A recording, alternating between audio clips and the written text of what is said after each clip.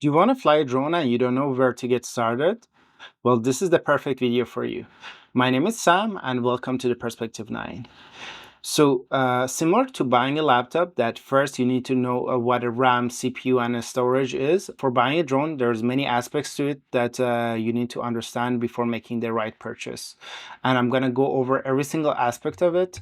And the reason that I'm making this video is because there's a niche hobbyist section of this drone thing where people don't necessarily tell you everything that you need to know to get started.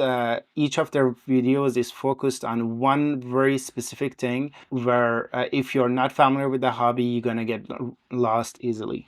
So I'm gonna switch to my screen share. I'm gonna go over different categories, different budgets, and different tasks that you're trying to accomplish.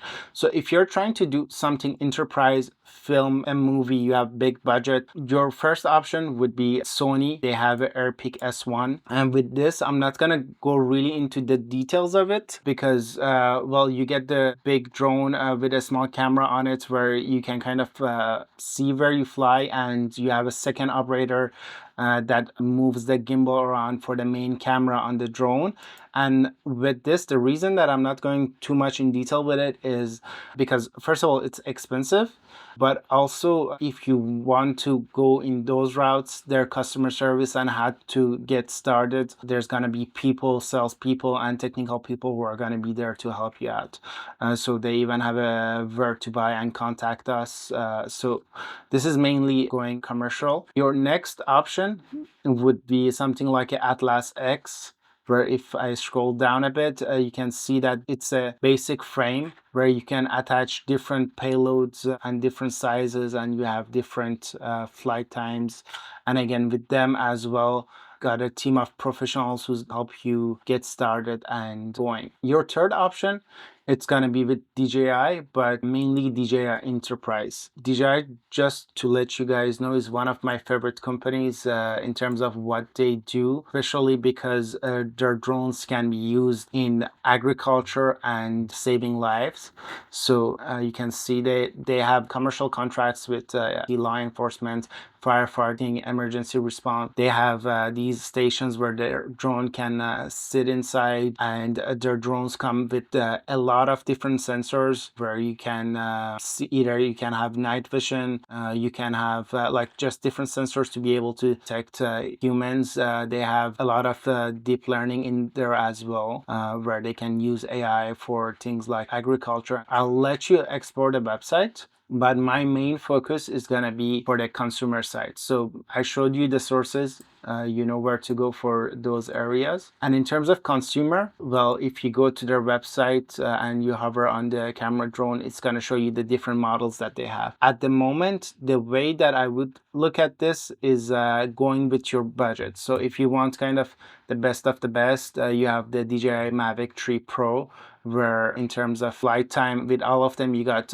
40 to 45 minute flight time, but also for the camera you got a 4/3 CMOS sensor, and with the other two models 1 inch and 1/1.3 inch sensor, which is really great. So it really goes with your budget. And then if you want to go with the smaller options, you can come here, select the different ones, so you can just compare what you get, what you're losing in terms of the things that you are looking for and in terms of their price. And if you don't see their price there, is probably because it's an older model, but you can just come directly in the camera section and look at all of these different ones. The Mavic is, I would say, mainly for people who are filming commercial real estate or doing just videography. The Air would be more of a hobbyist. The Mini is gonna be for a limited budget, and then you got the Avata, do cool things with it like flipped, and then you got the DJI Inspire, which I feel like this section is gonna slowly die over time because of the DJI Mavic being really good, and also those two sections of the Enterprise and the DJI Mavic are gonna pretty much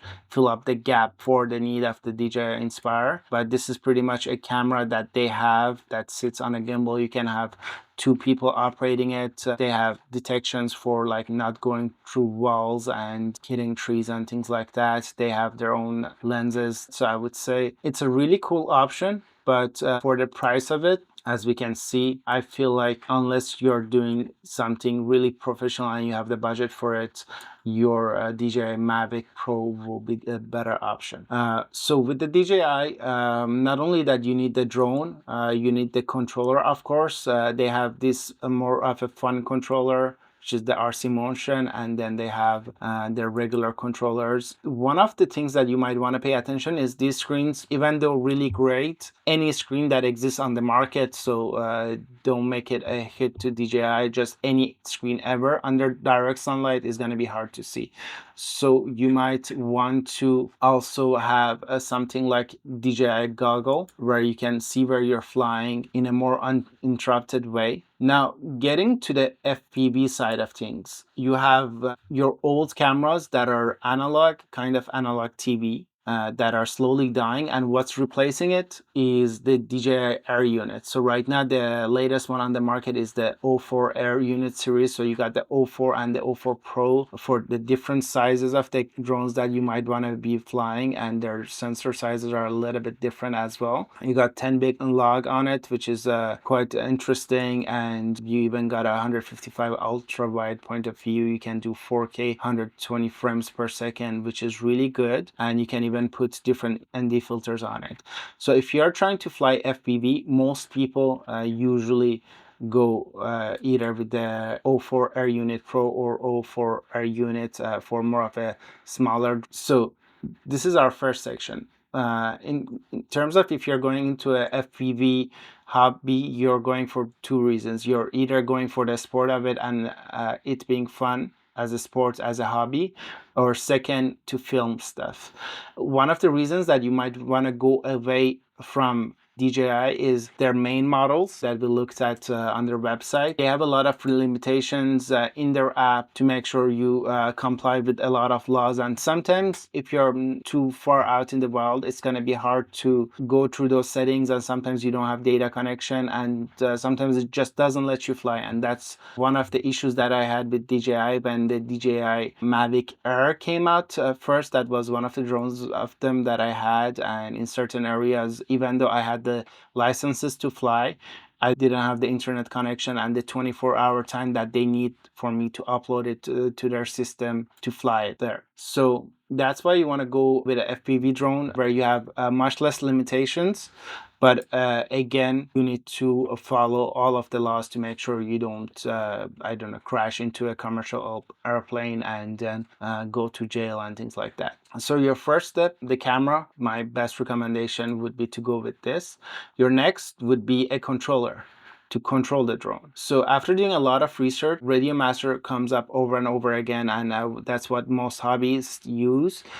So the three models that are most common is, if you want something compact and ready to travel, the Radio Master Pocket is what most people use. The one that has the most feature and can say quality price, if you're comparing it with computers, I would say like an Intel i5 right in the middle would be the Radio Master Boxer. It has pretty much all of the tools, bells and whistles and connections that you would need. And then you got the TX16 series, which they have a lot of different versions if you go to the category, but all of them are just different modifications on the main TX16. So if you click on it, you have different things in terms of choosing what kind of a radio you want and which region you're in.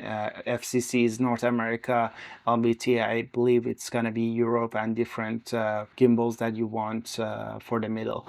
These ones, I do believe that the screen is color. After getting your radio, of course, what you want to do is to be able to update it and use it. So you get a computer, you update the software, same thing with a phone. So if you're on Windows, the first thing you want to do is download the STM32 driver, where you can come here, get the latest one and download it. If it doesn't understand it, if you connect your controller directly to the computer. But normally you would be able to go to, so the URL would be buddy.htx.org. And what HTX is just a software that runs on the radio. The best way I can compare it is how we have Linux, Mac, Windows. There's OpenTX, HTX, and I'm not sure about any others, but it's the software that runs on your radio. And the reason that it's like that is that the hardware manufacturers can focus on the hardware, while the software manufacturer can focus on the software. So you have a streamlined interface going from radio to radio. So you come here, you usually would select the latest one, and then here you can choose what radio you have, and then you can either download it and use the HTX buddy or the version that you download on your computer, or through the browser. You can do flash via USB. You can add your USB device, select whatever device it is, and then you can click next. In order to put your device in a way that it can be flashed, the instructions are here for all of the different models. You can just follow what it says, which is normally turn off the device and sometimes press 1 or 2 buttons for 2 seconds or something like that. And then after you're done with this, the next section that it brings you is to flash the SD card as well. All you do is either you can do it through there, or you can take your SD card out, connect it with the adapter, which is going to be much faster because the connector on the Radio Masters are not like really fast, I would say. Then after having, of course, your radio functional and running, you need a software for your drone itself. So there are two main softwares. One of them called Betaflight, mainly the FPV people use it, which is right here. And the other one that is used, let's say, a little bit more commercially, but it doesn't give you some of the options that the Betaflight does. I might do a video on comparing which one is which and what are the different features that you're gaining or losing with them. But iNav has, I believe, better GPS return to home and things like that. And with Betaflight, I think they've just added a GPS return to home recently, but it's not the best on their version 4.6 that is about to come out soon. Right now they're on the 4.5, but you can download it in their pre-release versions. You can click on the release here and see. For the software itself, they of course have an online version, but you can come and download the version that you need. And after running the software, you can come here, connect your drone with the USB, and you have also an option for auto connect. Here it gives you also troubleshootings on how to get connected. I'm gonna make a separate video for this. This is where you would go to play with the settings on how you want your drone to fly. And I would say it's a little bit complicated, so if you don't want to wait for my video, at least go and find some other videos on Betaflight or on iNav, because iNav's sections are going to be very similar to this to be able to update your drone. Before we get to the drones itself, you want to practice. So if you would ask me, hey, I'm saving slowly, I want to get started, what's the first device I buy? I would recommend the controller, because you need to practice. Flying FPV drone, especially on full acrobatic mode, is going to be quite hard. And the first simulator that most people use, it's very complete. It's Velocidrone. It's very similar to how you would fly in real life, and you can play with a lot of settings, and they have a shop section. So you have the main license, and then for different extra drones, they have little add-ons that you can buy. But at least with the base one, they give you one of each different size of drone to practice, and they give you minimum requirements of the operating system to use. If you don't want to pay, or you're limited on the budget, you can go with FPV Skydive. It's free enough where you can get started and fly, but most of their sections are gonna be paid. So other than using a basic drone and a few small maps, most of the other things are in a paid section, but at least if you're limited on budget, you can get started with this. And one of the things that I like is they also have a mobile application. I really hope they work more on the mobile application, because it's good. It could be better. You can connect your controller to this, and especially if you're going on a long bus ride or you're on a flight and you don't want to open up your laptop and drain the battery, well, it's going to be a perfect place to practice. So these are the main two simulators I'm going to talk about. That's what I'm using, but you can do your research to find other ones. So after, we're going to get to the battery. So in terms of the batteries, it depends on what you're flying and what sizes you want. So you got two categories. You got the LiPo batteries, and then you have the lithium ion batteries. But the main difference between them is the LiPo batteries is what most people use. It's easy to get a lot of power from them really quick, but they don't last as long as the lithium ion. People who usually use the lithium ion is going to be people who would be flying the bigger drones to keep a sustained power and fly in long ranges if you're flying near mountains. And the other number that you have is the milliamps. So here, for example, you got 8,000 milliamps, you got 4,500. So this number is the size. And one of the ways that you can compare it is kind of look at your cell phone. Like, for example, a Samsung S23 Ultra has a 5,000 milliamp battery. So you can kind of compare that in your head. And in terms of the models, well, I pulled up 2 different websites where you can get it from, but you can just do your research based on where you're from to buy your battery. Any drone manufacturer, I believe, sell batteries compatible with their drones as well. But yeah, here you can see you have the lithium ion batteries, 10,000 milliamp, for example, which is a really big one. And then you have the LiPo batteries as well. And this, I would say, it really goes in terms of the size, about how far you want to fly or how long you want to fly. And then in terms of the 6S, or about how much power you can get out of the drone at the same time. And their connectors are going to be different as well. So yeah, they're like a little bit smaller, and the big ones are same thing but a little bit larger. So that's for the batteries. I'm going to make a dedicated video about that. After getting your batteries, you want your goggles. So if you're flying the DJI Air unit, of course the DJI goggles 3 are gonna be your main choice, and you might want to go with the older ones just based on your budget. This is just where you can get your video data. And one of the cool things is, if you have a FPV drone and you also have a DJI drone, well, it's gonna be useful to have one goggle and be able to fly both kind of devices. If not, in terms of the competition, Fat Shark is one of the biggest competitors. They've been there since forever. Their Dominator model, I believe, is their latest one, which most people use. And then there is also Walk Snail Avatar HD. They're very similar. For the small differences, I'll let you look at their specification. I believe in terms of their field of view and things like that, they change a bit. Now, if you want to get a head tracking, either you get that through your DJI goggle for DJI drones, but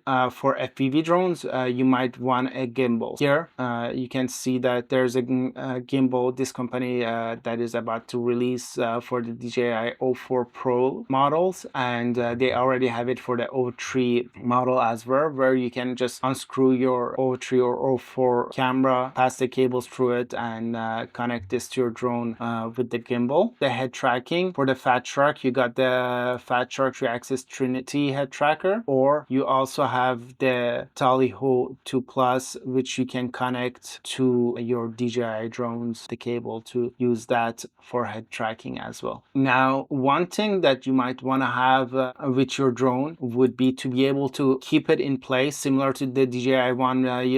You bring it up, it stays in place. In order to be able to do that with either iNav or with Betaflight, you might want to have a magnetometer on your drone. And one of the easiest way to add that, this is a GEP RCM10 GPS. And if you go to the specifications, you can see that you have a magnetometer there, which kind of tells the drone where is north. It's kind of like a compass. So you get your compass plus your GPS. Other than that, then you have your chargers, kind of compact. You got this one, can plug your 6S batteries in there. One model you can look at. Your other one, pretty much very similar, is gonna be Toolkit RC. Again, very similar device. If you want the best of the best that you can connect multiple devices to with a bigger price, is gonna be this one. Here you get your USB connections, your 6S connections, and then I believe on the other side you have even the small connections for smaller drones as well. And here you get your wall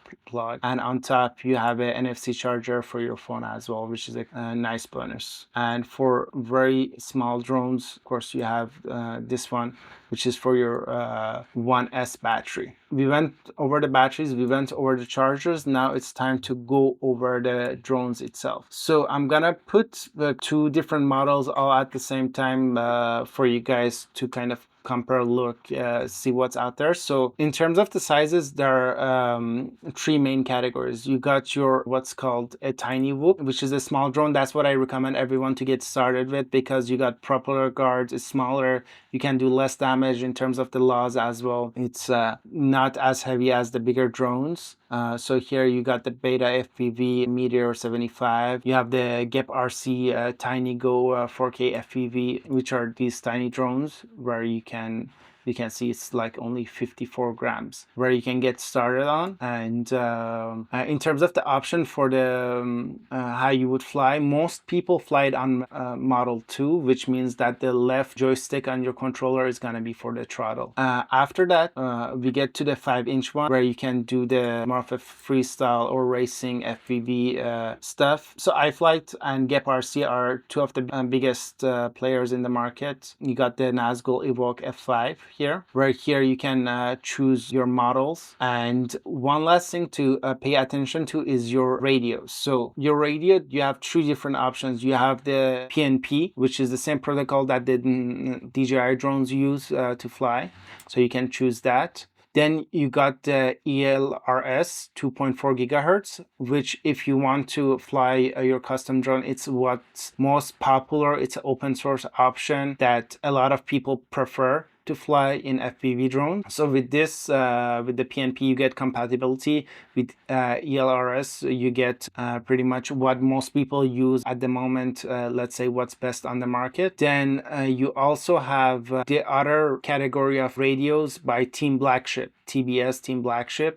They have the Nano RX with GPS, and I think if you go to, they have a whole section where you can get all of the modules and everything that you need, not only to build their kind of drones, but also in terms of their radios, radio transmitter, radio receiver. TBS Tango is their TBS Tango 2, I believe. It's their most used controller. It's very compact, which I really like in terms of their design, but they are missing some buttons, I would say, if you compare it to Radio Master. So Team Blackship, they are the people who kind of started first and developed their radios to really good, but I don't believe they're open source. What's in the market at the moment is the ELRS versions. Me personally, I went with the ELRS, but yes, you have the DJI option, ELRS or TBS Nano, depending on the kind of controller and the frequency that you want to use. So here on the iFlight as well, you have the same options. So you have the ELRS. They have two different frequencies. So you have the 2.4 and the 900 megahertz. I would say 2.4, you get better latency. 900 is going to be where you want to go longer ranges, but the latency is going to be higher as well. And then you of course have the Team Blackship as well, and then no additional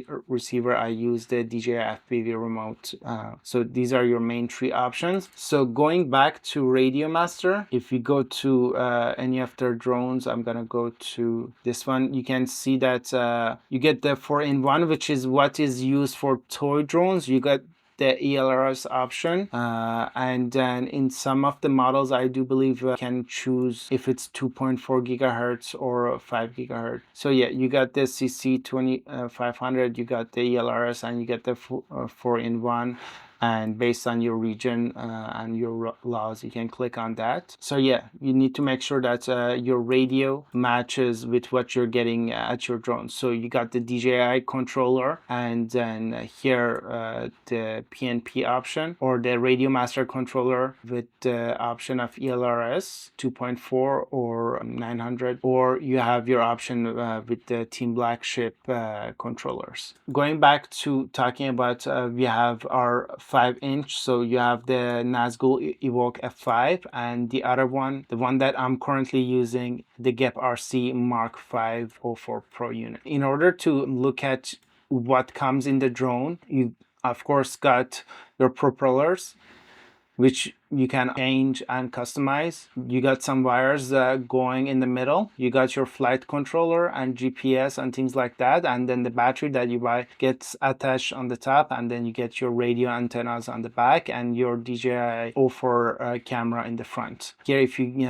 go to the specifications, you can kind of get details on all of the different things that comes with this drone, anything that you might want to upgrade, downgrade based on what you're trying to do to increase the weight, decrease the weight, make it really custom to you. They have two versions. One version like this, which is a basic X for sport freestyling, things like that. And then you have this version where the front two sections are a little bit back, so you can use the footage directly out of the camera here instead of putting a camera on top and adding weight to this. Then going to the 7-inch models, Chimera 7 Pro and the GEP RC MOS 7. If anyone asks me for the long range right away, my answer would be the GEP RC MOS 7 in terms of getting really long distances and being able to get really good shots. So yeah, the main difference is in terms of the size, how far you want to fly, and if you're doing acrobatics or not. Of course, doing acrobatics with a 7-inch drone is going to be much harder than a 5-inch. Now, I want to give you guys some resources to be able to go out there and look at more videos until I get my series of videos ready, because I'm trying to keep my videos much shorter and focused on the topic. So the first one, Joshua Bardwell, the guy that we see here, his videos are very informative, very good, but the problem that I have with his content is, as you can see, all of his videos are 30 to 50-minute long, and sometimes, you know, some people don't just have the time for that. But I would say one of the big guys in terms of just FPV information. Your next would be Mr. Steel, and one of the cool things that I like about him is in terms of what he does, so you can kind of learn some stuff from there about how to fly. The other one, if you just want to watch videos on the background, and they're kind of entertaining as well. Not only you're learning something, but there's kind of a vlogging aspect to it. For Riot, I guess this hobby is very niche because of the number of subscribers that I see here. Drone Racing League is, if you want to do kind of those racing competitions, it's gonna be very interesting. I do believe they have their software for practicing as well. And if you want to see some really nice FPV drone footage, Team Black Ship, they have a lot of interesting flight videos where they're just like very cool and nice to watch. I'm just jumping around to give you guys the idea of the kind of content that they film. Ready Set Drone is going to be another YouTube channel that focuses on drones, and that's about it. So thank you guys for watching. We cover everything that you need to know, where you can at least start your research in getting into FPV, drone filming content and things like that. So for each aspect of this, I'm gonna try to make a specific video and do a deep dive on it. Thank you very much, and click the like button if you think this video was useful to you.